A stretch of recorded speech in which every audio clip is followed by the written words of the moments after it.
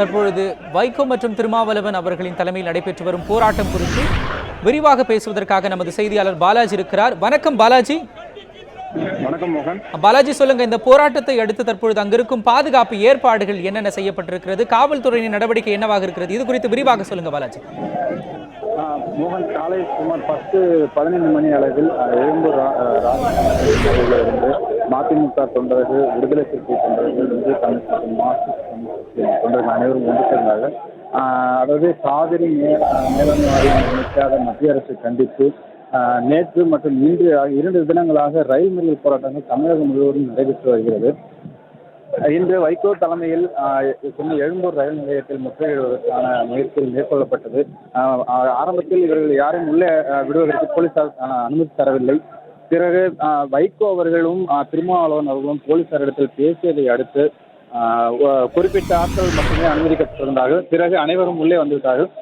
வைகோ அவர்கள் கேட்டுக்கொண்டபடி தொண்டர்கள் யாரும் எந்த விதமான பிரச்சனையும் ஈடுபடக்கூடாது, அமைதியாக நம்முடைய போராட்டத்தை நடத்த வேண்டும் என்று தொண்டர்களிடத்தில் பேசிக் கொண்டதன் பிறகு ஒவ்வொருவரும் உள்ளே வந்து தற்பொழுது எழும்பூர் நடைமேடையில் இருக்கக்கூடிய 4வது பிளாட்பாரத்தில் இறங்கி போராட்டத்தை நடத்தி வருகின்றனர். மேலும் 5வது பிளாட்பாரத்தில் இருக்கக்கூடிய புறநகர் ரயிலையும் தற்போது மறைத்திருக்கிறார்கள். சென்னை தாம்பரத்திலிருந்து வரக்கூடிய அந்த புறநகர் ரயில் தற்போது கடற்கரையை நோக்கி செல்லக்கூடியது. அந்த ரயிலை மறித்திருக்கிறார்கள். நீங்கள் பார்த்து கொண்டிருப்பது வந்து வெளி மாநிலங்களுக்கும் வெளியூர்களுக்கும் செல்லக்கூடிய தண்டவாளம். இங்கே ரயில் எதுவும் நிற்கவில்லை. ஆனால் 6வது பிளாட்ஃபார்மில் இருக்கக்கூடிய லோக்கல் ட்ரெயின் தற்போது இவர்கள் மறித்திருக்கிறார்கள். போலீசாரும் இவர்களிடத்தில் பேசி இன்னும் ஒரு சில நேரங்களில் இவர்கள் கைது செய்யப்பட வாய்ப்பு இருக்கிறது. இப்பொழுது இந்த போராட்டத்தை தொடர்ந்து பயணிகளுக்கு ஏதாவது பாதிப்புகள் ஏற்பட்டிருக்கிறதா? இந்த போக்குவரத்தில் என்னென்ன பாதிப்புகள் ஏற்பட்டிருக்கிறது, இது குறித்து சொல்லுங்க பாலாஜி. நிச்சயம் ரயில் பயணிகளுக்கு இந்த பாதிப்பு ஏற்பட்டிருக்குன்னு சொல்லலாம். ஏன்னா இப்போ சென்னை லோக்கல் ட்ரெயின் இப்போ இவங்க பிடிச்சிருக்கிறதுனால இந்த நேரம் பார்த்தீங்கன்னா கிட்டத்தட்ட ஒரு 10 நிமிடங்களாக இந்த புறநகர் ரயில் வந்து தற்போது எழும்பூரிலேயே நின்று கொண்டிருக்கிறது.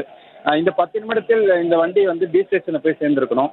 ஆனால் இந்த 10 நிமிடங்களாக இந்த வண்டி வந்து தற்போது இங்கே தான் நின்று கொண்டிருக்கிறது. அது மட்டுமின்றி இவர்கள் தற்போது கடற்கரையை நோக்கி செல்லக்கூடிய ரயில்களை மட்டும்தான் மறித்திருக்கிறார்கள். கடற்கரையிலிருந்து தாம்பரம் செல்லக்கூடிய பகுதியில் இவர்கள் எந்த விதமான போராட்டத்திலும் ஈடுபடவில்லை. அதனால் அந்த பகுதியில் எந்தவித போக்குவரத்து பாதிப்பும் இல்லை என்று சொல்லலாம் மோகன்.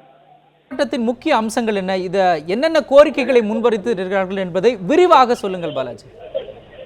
காவிரி மேலாண்மை வாரியம் அமைக்க மத்திய அரசு ஒப்புதல் அளிக்காத நிலையில் தற்போது விவசாயிகளுக்கு கர்நாடகாவிலிருந்து கிடைக்கக்கூடிய தமிழகத்தில் கிடைக்கக்கூடிய தண்ணீர் வந்து கிடைக்காமல் இருக்கிறது. இதற்கு வந்து மத்திய அரசு உடனடியாக காவிரி மேலாண்மை வாரியம் அமைக்க வேண்டும் என்று உச்சநீதிமன்றம் தெரிவித்துள்ளது. ஆனால் உச்சநீதிமன்றத்தில் தற்போது அமைக்க முடியாது என்று மத்திய அரசு தெரிவித்ததை அடுத்து தமிழக விவசாயிகளுக்கு துரோகம் விளைவித்துவிட்டதாக பல கட்சி தலைவர்களும் தங்களுடைய போராட்டங்களை அறிவித்திருந்தார்கள். அதாவது காவிரி மேலாண்மை வாரியம் வந்து மத்திய அரசின் மூலம் அமைத்தால் மட்டுமே தமிழகத்திற்கான கிடைக்க வேண்டிய தண்ணீரின் அளவு உறுதியானதாக கிடைக்கும், எந்தவித பிரச்சனையும் இருக்காது என்ற ஒரு காரணத்தினால் காவிரி மேலாண்மை வாரியம் அமைக்க வேண்டும் என்பது இங்கே இருக்கக்கூடிய அனைத்து கட்சி தலைவர்களுடைய கோரிக்கையாக இருந்தது. ஆனால் மத்திய அரசு தற்பொழுது தன்னுடைய நிலையில் மாற்றத்தை கொண்டு வந்திருக்கிறது. அதாவது தற்போது உள்ள சூழ்நிலையில் எங்களால் அமைக்க முடியாது என்று சொல்லியிருக்கிறார்கள். இதனை அடுத்து விவசாய சங்கங்கள் ஒன்று சேர்ந்து ஒரு மிகப்பெரிய போராட்டத்தை அறிவித்திருந்தார்கள். கடையெடுப்பு போராட்டம் நடத்தியிருந்தது. திருச்சியில் சில நாட்களுக்கு முன்பு திமுக தலைமையில் ஒரு உண்ணாவிரத போராட்டம் நடத்திவிட்டது. அதே மாதிரி நேற்று திமுக மற்றும் அனைத்து கட்சிகளும் சேர்ந்து ரயில் மறியல் போராட்டத்தில் ஈடுபட்டிருந்தார்கள்.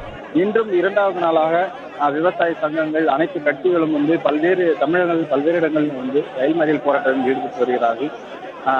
இன்று உச்சநீதிமன்றத்தில் இந்த வழக்கு குறித்து விசாரணை வர இருப்பதாக தெரிகிறது. இதில் நிச்சயம் தமிழகத்திற்கு ஒரு நல்ல முடிவு இருக்கும் என்று எதிர்பார்க்கிறார்கள். இப்போ அடுத்தபடியாக இப்போ நடைபெற்று கொண்டிருக்கும் இந்த போராட்டத்தை அடுத்து காவல்துறையினர் நடவடிக்கையும் குறிப்பாக ரயில்வே துறையினர் நடவடிக்கையும் எப்படி இருக்கிறது? இப்போ இவங்க போராட்டம் நடத்துவதும் கூட பேச்சுவார்த்தை நடத்துவார்கள். நடத்திய பிறகு இவர்கள் வந்து கைது செய்யப்பட்டு இன்று மாலை விடுவிக்க வாய்ப்பு இருக்கிறது மோகன். நேற்றும் இதே மாதிரி இவர்கள் சென்ட்ரலில் வந்து வைகோ அவர்களும் பேசன் பாலம் அருகே திருமாவளவன் அவர்களும் போராட்டம் நடத்தினார்கள். அவர்கள் அனைவரும் கைது செய்யப்பட்டு மாலை விடுவிக்கப்பட்டனர். அதே போன்று தற்பொழுது இவர்களிடத்தில் போலீசாரும் ரயில்வே போலீசாரும் வந்து பேச்சுவார்த்தை நடத்தி தங்களுடைய போராட்டத்தை கைவிடும்படி அதன் அறிவித்து இவர்கள் அனைவரும் கைது செய்யப்படுவார்கள்.